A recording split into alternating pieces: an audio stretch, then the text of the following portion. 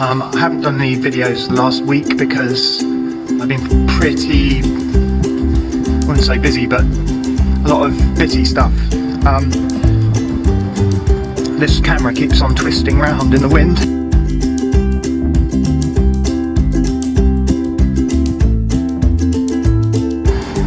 So anyway, a couple of things that have happened. Yeah, so I'm going to get the van because I've promised a lady, local again, a quote for not. I've taken the week off, so I'm not actually supposedly doing any electrical work this week, but that hasn't been quite how it's panned out. So yesterday I was, and the day before, I was in the marina trying to sort total electrical failure on a canal boat. And it turned out, first of all, from his description, it just sounded like he wasn't getting any electricity, and sure enough, the pontoon didn't have any electricity. But the 100 milliamp RCD for the submain to the pontoons was, I won't say miles away, but several hundred yards away from and through a gate with a combination from the boat. So every time it seemed to trip the RCD, the 30 milliamp RCD in the boat, it also tripped the pontoon RCD and the 100 milliamp submain RCD. And that was happening every time. And I had to get someone from the marina to go and unlock the cabinet with the 100 milliamp submain RCD in it. So we had to phone them up, they had to come out, they had to re-trip the RCD, so it was a right pain in the backside, that job. So yeah, I was going to be taking this week off, and inevitably phone rings, somewhere local, somewhere close by. I don't want to miss out on the work because it's been it has been pretty terrible with no work at times. So anyway, I end up going to these things, and this is one this afternoon. So I went along to one of these so-called small jobs on Friday, and the ceiling was to move a few downlights which have been cut into a plaster ceiling, but wait for it, it wasn't just normal lath and plaster. A week before, they'd had the floor up upstairs and all the furniture out of the room. But the week before they phoned me to get there, they'd screwed down every single floorboard, fitted carpet, moved all the furniture back into the room. They then called me up to see about moving 4 downlights and putting in a dangling ceiling rose in the middle, and moving an emergency light because the house used to be a cafe. And when I quizzed him about it, he said, oh no, it's not lath and plaster, it's bamboo and plaster. I've never heard of a bamboo and plaster ceiling before, but that's what it was. So you know what it's like cutting through lath and plaster with oak laths? Well, you imagine sawing through bamboo and plaster. So I just didn't like the sound of that at all. He said, oh, can't you? We thought you could do it without removing the floorboards. I'm cutting this video up because of the problem with lip sync on long takes. I get lip sync problems, so I'm cutting it up into little decent amounts. So hopefully my lips are not mis-syncing. So I got my ladder in. I put my ladder there and the dust sheet. I had a look at it the day before, to be honest. On the Thursday morning I had a look at it. Had to go to Bournemouth Thursday afternoon.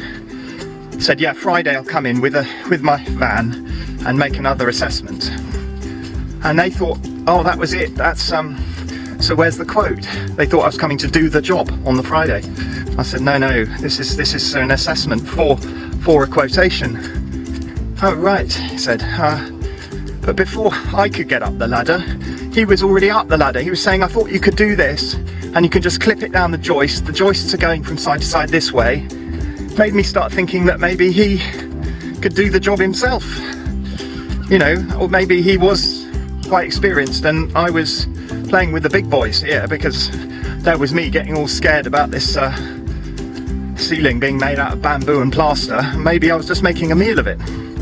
Anyway, I was reluctant to cut a large hole in that ceiling in order to fish for wires. And also, the problem was causing all that hassle. The other problem was, what was the other problem? Didn't want to cut a hole in it. Oh yeah, for testing purposes, you need access to all the ends at all the points. And I said, well, I'm not really keen on leaving live cables inside there. He was saying, oh, I thought you could just tape them up or terminate them or something. Yeah, but they're not going to be accessible then for testing. And also, how do you patch a bamboo and plaster ceiling that's had a downlight cut into it? How do you patch that? I have no idea. Anyway, I thought, well, I'll go away. They said, no, we don't want to take the floor up. So I said, well, I'll go away and I'll have a think about it. Write a quote.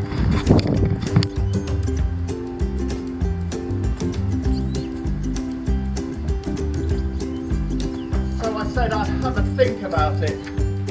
When I got back to the office, I wrote her an email basically explaining why I couldn't give them a quote. Alright, here I am at the location for this quote for a number of things. I think she said a couple of sockets and water feature. She said there's a number of things to do. So hopefully we'll get that on video, and they'll carry on chatting about all the other things that have happened this week. So this is your bedroom here on the right. Here, yeah. And there's a water feature. Water feature I want plumbed in there. Well, I've had it all done out. I see, yes, in the corner. Yeah. And it's got a pump, and you need it. The pumps I've got in the plastic bag. No, it's Electric. recycled. It's recycled, but it just needs electrics. You mean the electrics? Yeah. Okay. So, have we got a socket on? I've got a socket down here because I'm having bedroom furniture put in the next month or so. Okay. It's a double socket in there. Yeah, double socket. So it can just bring something through the outside. Yeah, last time someone done something like this was the old Cowboys. They made a bloody great hole in the wall and there was drafts whistling through. So I'm sure you can organise it so that won't happen. Yeah. Yeah, you don't need to have a bloody great hole in the wall. Oh, it was ridiculous. I'll tell you what, and they charged us £100. There's two of them and they're absolute idiots. £100? This is newly built. Yes, it looks new. Obviously, I had to have all sorts of things done, and the summer house was here, and that's got moved to there now. Yeah. So I need electrics in there eventually. I'm not in a hurry for that one. Okay. So I'm not quite sure how I'm going to do that one, because I don't know whether you can feed it off that one or whatever. Well, normally what we can do is we can put a sub-main in steel wire armoured cable that can come along here, usually from the consumer unit or fuse board, whatever, in there. So that's the ideal, and then in there you'd have a very small consumer unit with just two on it, one for lights, one for sockets. Yeah, I'm with you. If that works out too expensive and there's some other feed somewhere, and the demand isn't too much in there, there's the option of putting a fused spur onto an already existent, possibly ring circuit or radial in the bedroom. What's the best way to go then? As you know more than I do.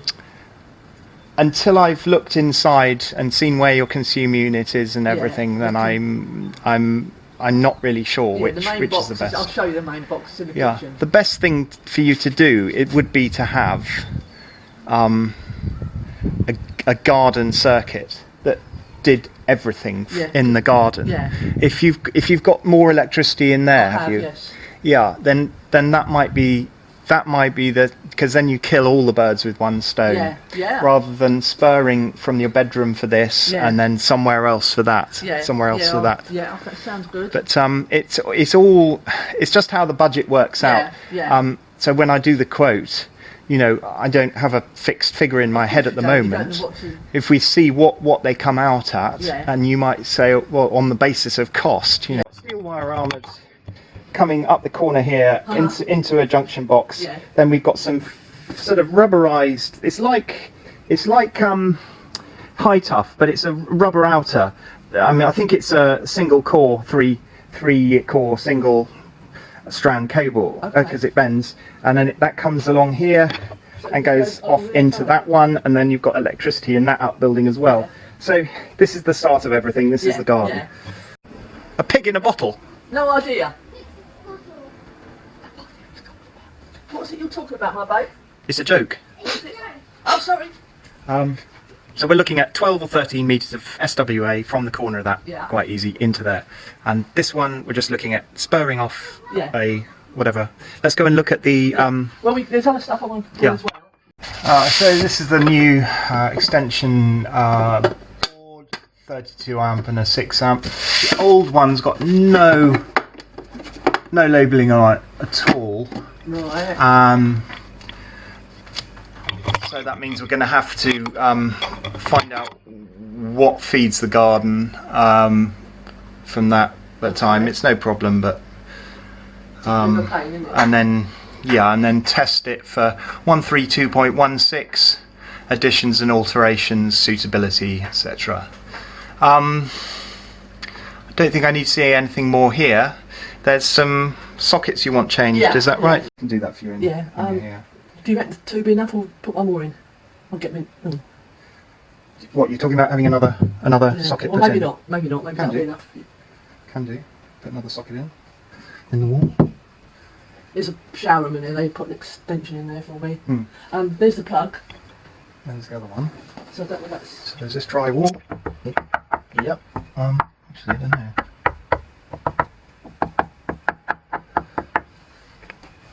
Well, we'll find a way of doing that anyway, even if it means coming out the back and then going round. Okay, so just to change this for but we've got another one up the top of the stairs to be changed as well. Okay, so that's got to be changed for a light of your choice. Yeah, we're probably gonna change that. This one changed too. Yeah, it's absolute rubbish. That one. Right. So surface mounted here. Another. I don't know, 5, 6 sockets, basically. I mean, they've got so much plumbed into it. So, I mean, everything's tangled. So yeah, you've got 1, 2, 3, 4, 5, 6, 7, 8 things in there at the moment. And then we've got the telephone thing there behind that. 8. It's crazy. So yeah, she needs at least 4 double sockets extra. So we'll put 5 or 6 double sockets on there. And she's just talking about putting it on conduit, surface mounted. Yeah. So there you are, surface mounted. Surface mounted. Had a comment about surface mounting on the YouTube channel before. Nobody would have that. Nobody wants surface mounted. Yeah. So I'm working on that one. 5th of August, and you're saying Wednesday, Thursday, and Friday. I don't know whether you want me around because I mean I might have to empty that shed out or something for you. Okay. Yeah. Or should we do the Wednesday? Well, I'll start on the easy, the low hung fruit. Okay, and then if that goes all disastrously wrong, you don't need to get me back for the other stuff. Oh, don't say that. Of course it won't.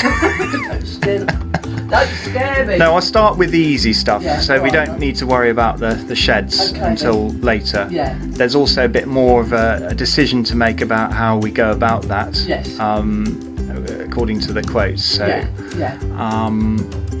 and the other thing is about that is when I'm here doing that, I can test your other circuits to see where we're taking that feed from. Because at the moment there's nothing labelled up there. I can't see what's gone into the garden, and it needs to be tested before I can say yes or no to that. Just one thing that occurs to me now: bonding. Do you know where your stopcock is for the water? Yes. And there's good bonding on the water, and now you can see there's good bonding on the gas here, so that's easy to identify there. Right, so that's done that. Tomorrow I'm putting in another hot tub. So it's now 4:10 in the afternoon and I need to get to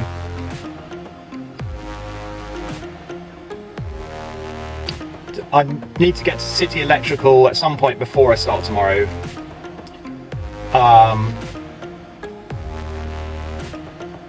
Stuff it. I'll go to City Electrical tomorrow early morning. She's going to drop the keys in at the office later. I'm going to go to the boat now. Our boat, which I started scraping the varnish yesterday, just get maybe 20 minutes or anything done. Just make me feel a bit better inside if I've done some on that.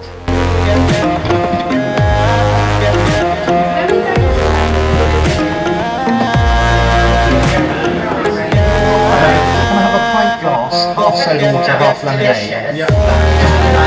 Ice? Yeah.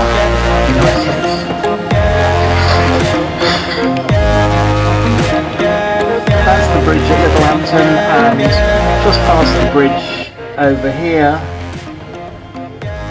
that shed there is an 18th century shed for the shipyard.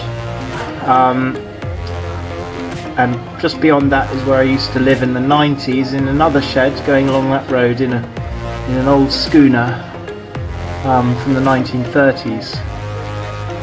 Then she eventually came out here into the slipway, and that shed there was built in the 1940s for building MLs, motor launches, by Osborne's, William Osborne's. And that's the war shed, the 1942 shed, I believe. And then they subsequently built lifeboats there until they lost the contract in the late 90s, I think. And then this yard here, where this shed is, was Stangate Marine that used to build motor sailors in the 70s, 60s and 70s, Stangate Marine. This shed here from the shipyard was then taken over by David Hilliard's and Sons, and they used to build motor launches as well for harbour motor launches. Anyway, my boat is currently in this shed here.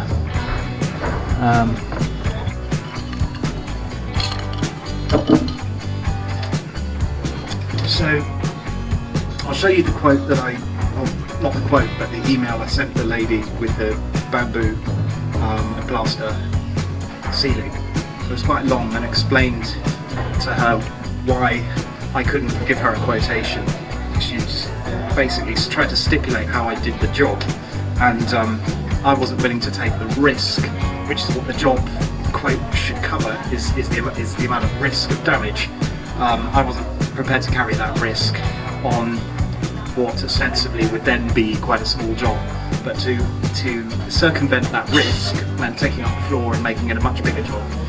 So, you know, a job from going from £300 up to £1,500 or £1,000, whatever.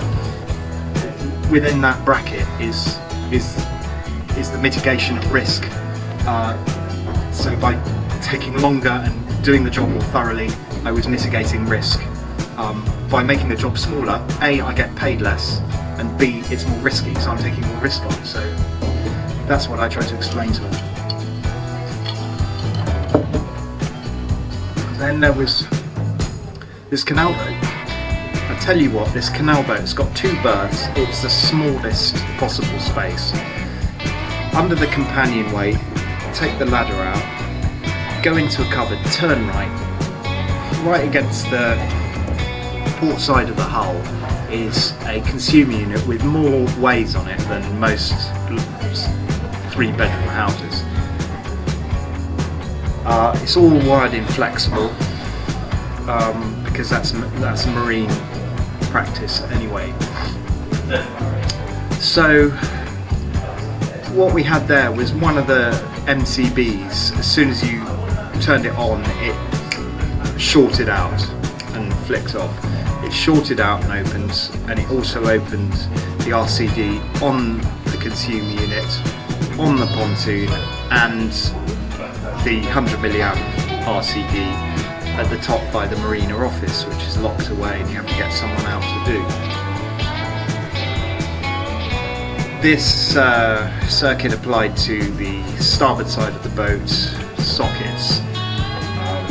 We'd unplugged everything, so there's a fault in one of the sockets. As stands to reason, that's what the problem is. The sockets are not just screwed into the bulkheads, but they're sealed in with a sealant as well. And I just wasn't prepared to do 2 or 3. I mean, getting in and out of that, consuming it is bad enough. So I said to him, look, I'm on holiday, I can't afford the 3 or 4 hours I might take to track this problem down and correct it now. So I restored the rest of the electrics to him. It was a dodgy hot plate. I pat tested everything in his boat, and this hot plate had very low IR. Obviously I couldn't guarantee that's what the problem was, but we didn't plug that in, and he had electricity 24 hours later, so maybe we got to the problem. Another one was a management company, which I don't think I've treated brilliantly, wanted a quote for 2 off supply and fit Expel Air bathroom extractors with core drilling and isolator switches. No site address, no possibility of going to look at the job. I quoted £575. I didn't quote it, I gave that as an example for one I'd done. Said it included repointing and supplying the actual items, which was £200 or something like that. So bearing in mind, you were then down to a labour charge of say £230. She said that was double what their budget was. She said, is that £230 for 2? Well, I don't know what they are, so they're 50 quid each. That's £130 for fitting 2 different places. I don't know, it's better than nothing, but it's not my preferred rate. I wouldn't have thought that's, I don't know, I think that's not enough. So no, I would have thought 230 each for them to do a proper job. And I didn't know whether there was trunking involved or what it was. So I couldn't really quote anyway, but so as a result of her saying no, 230 double our budget, I just sort of petered out of that job. I didn't bother finding out more about it, and now I'm thinking I should have done, really.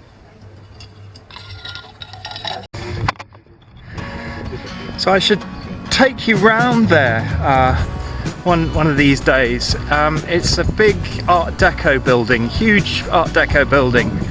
It's been quite badly vandalised. It's been shut for at least 4 years and derelict.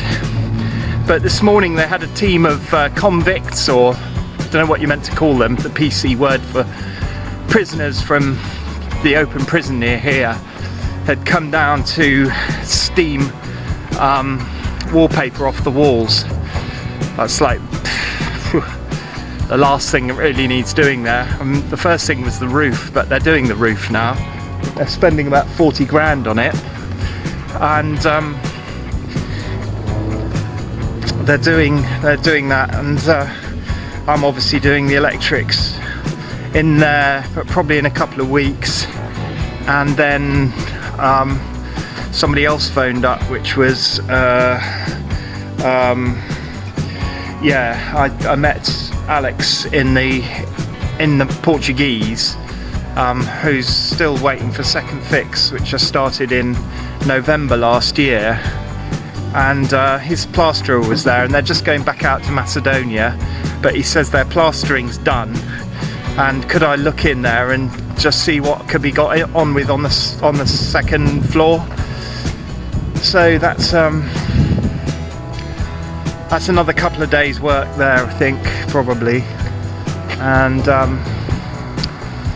so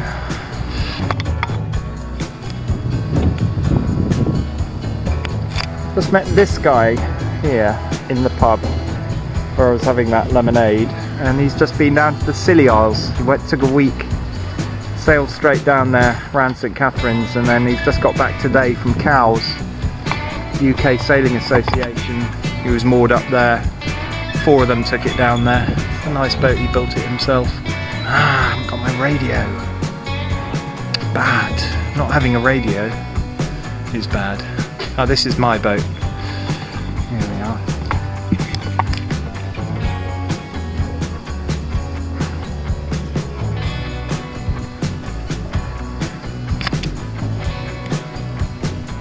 So here's the workshop and the ladder I'm going to use to get up to my boat, inside the boat.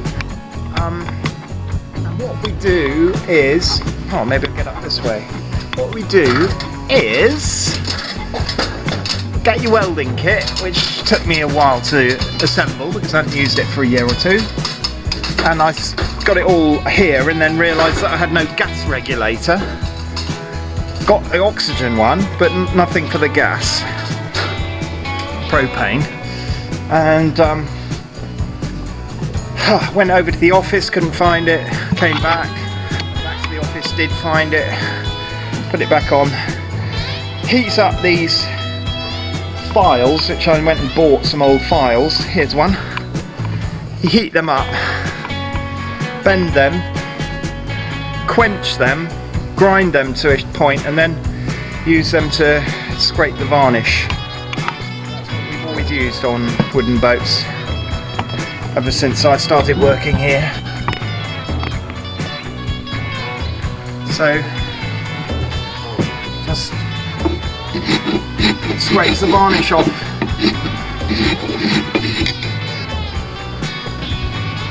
Show you.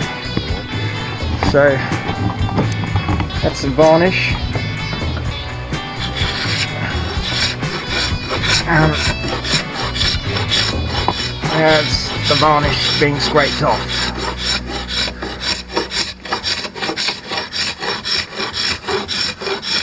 And although people think you can sand this and sand it off, so there's varnish remnants all the way along there, see? Although people think you can sand it off, you can't. If you look at the Queen Mary, if you look at the Queen Mary's handrails in Long Beach, California, you'll see they all go like this, and that's because they sanded the handrails for 40 years since she got there, and they haven't kept a straight edge. You can't keep a straight edge with sandpaper. There are going to be loads of people saying you can now, but it's easy to just not keep it. They've all pretty well next to nothing. I've got the job through. This is a pretty boring video, isn't it? Really been going on for quite a long time, and I've just been editing it. Thing and quoted about 200 quid labour, just madness. But I have got an offer of some help of somebody with a floor cutter. For the so anyway, what I'm going to do now is, before I finish editing this off, I'm going to give you the rundown on that letter or the email that I sent to the lady about the cane and plaster, bamboo and plaster roof. Okay, so she's called Miss Langton Smith, which is quite a nice name, but so what I'll do is I'll read you the letter. I'll read it to you. Dear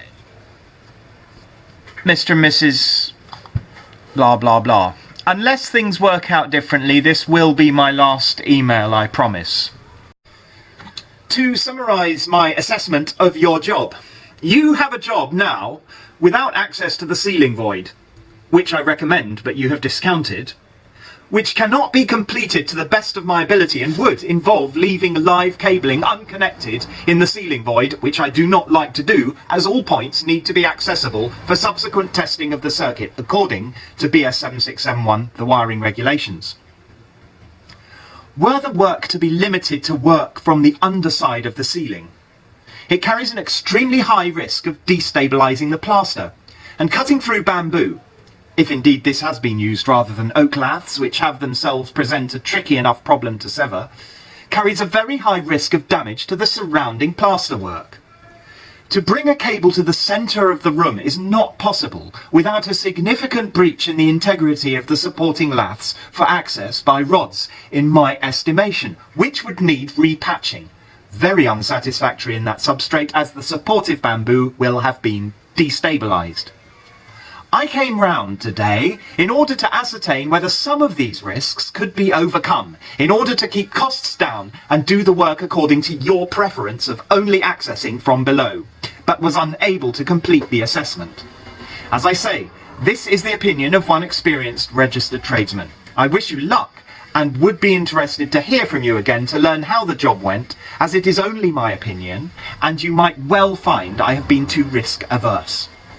I would love to know how this job could be completed from below, including the isolation and or removal of old live wiring, so as to fulfil the requirements of section 600 testing and verification of the wiring regulations. I apologise in advance for any oversight, if there were another way of accomplishing your job without making such a meal of it as I say. I do sincerely wish you luck with sorting your ceiling out. Many thanks for your inquiry. I'll do my utmost with future inquiries you have, so please get in touch again with any questions, advice or work you have in mind. Kind regards, Rupert Young. And she sent back, you know, sort of thank you sort of thing, very nice to meet you, all that sort of stuff, and said she'd be in touch, but there we are. Hi John. I hate getting back to the office on my holiday and having clipboards in the van to sort out. It's not a very good holiday. Let's open this. It's been 36 degrees or something today. Quite hot, and yeah, I'm not well, I saw my cousin, it was nice, but I'm not getting much of those things done on my holiday. Like the outside of here is a mess because I haven't put the storage up out the back yet. Things like that. So I've mentioned a couple of things that have happened this week, and there's been others, but they've all pretty well led to next to nothing. I've got the job through from the sailing club, but again that's really reduced price job, and I've just done a crazy thing and quoted about 200 quid labour. Just madness. But I have got an offer of some help of somebody with a floor cutter for the concrete, but I don't know what possessed me then. It's go through that concrete slipway, go over with SWA and put a floodlight and sockets into a shed. It's 3 days work probably. I've quoted 200 and something quid. Mad. Anyway, that's it for now. Thanks for watching. Subscribe to the channel, and I'll see you again soon. Probably take you round the big 1930s building that I've got to do EICR on. I was thinking getting my 2391 before then, but we'll have to see how that pans out. because it's a big installation with a lot of distribution boards, and there's no paperwork again, so it's going to be hunt the thimble to start with. Subscribe to the channel, and I'll see you again later. Cheerio.